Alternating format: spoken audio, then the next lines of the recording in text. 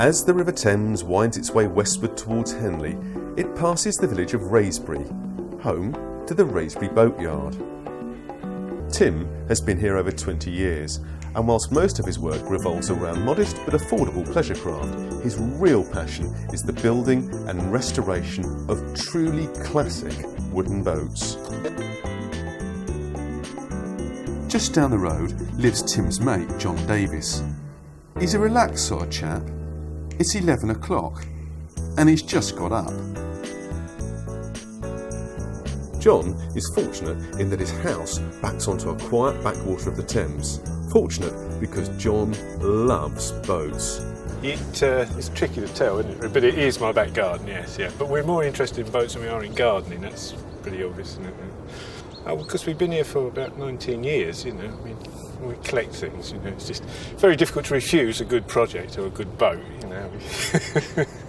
So numerous are the projects that John's accumulated that he actually has no idea just how many of them there are.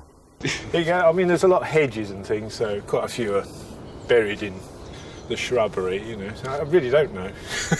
This is the project that we're really interested in, and it's one that probably needs more work than most. Well, I believe it's a 1933 Hobbs Slipperstone launch, and it was probably built by Hobbs for the hire trade, you know, for jolly boaters on the Thames on the Sunday. So it didn't have a tree growing through the bottom, which, but that's because it's been there for 12, 13 years or something. I couldn't resist it, but I have this sort of, I sort of blank out all the bit between. Actually, seeing the boat, I can only see it finished, but I blank out the bit where you've actually got to do all the work to finish it, really. It's pretty obvious that John's never going to get round to doing this himself. But Tim's called him and said he may have a mystery investor who's willing to split the cost of getting it restored. The first problem, though, is how the hell you get the damn thing out. What do we do with this one then, John? Well, you're going to have to move this out really carefully. Really carefully? I want to keep this one. She's a fragile monster, yeah, isn't she? Yeah, this is, I mean, this may not be a classic to you, but to me, it is. So, you've done some clearing up for us so we can get to it nice and easily. Yeah, you should have seen it last week. Oh, right, okay. Can we move that? Yeah. Okay, well, she's not fallen over or sagged, so hopefully she'll be savable. Quick lick of paint and away we go. No problems. If things go according to plan, it should end up looking something like one of these beautiful examples that Tim, believe it or not, built from scratch. He's a clever lad, our Tim. In that heyday, these launches were very much the voters of the river. Believe it or not, something like this would have cost as much as your average house. It's very much the plaything of the rich and the famous. This is a boat we've been building recently. She's based on a 1950s style American runabout such as a Chris Craft.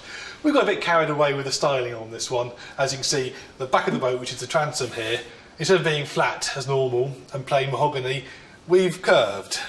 And although she's got a bit scratched now laying around the workshop, once we've had a couple of coats of varnish over here just to get rid of the muck off the workshop, we'll have 10 years trouble-free boating with her looking absolutely beautiful. Right, the stage we're at with this launch now is fitting the chrome trims. It'd be lovely if we could actually buy it like this, ready to go. Unfortunately, we can't. It comes in 12-foot lengths of plain brass, which has to be cut, drilled, fitted to the boat, then taken off, sent away for chrome plating and polishing, before it's then refitted to the boat. It's a lot of work, a lot of money, but I think you'll agree it makes a big difference and looks absolutely fantastic. Now, our presenter is going to insist on getting involved, and he's dead keen for Tim and John to share their wealth of knowledge and skills with him.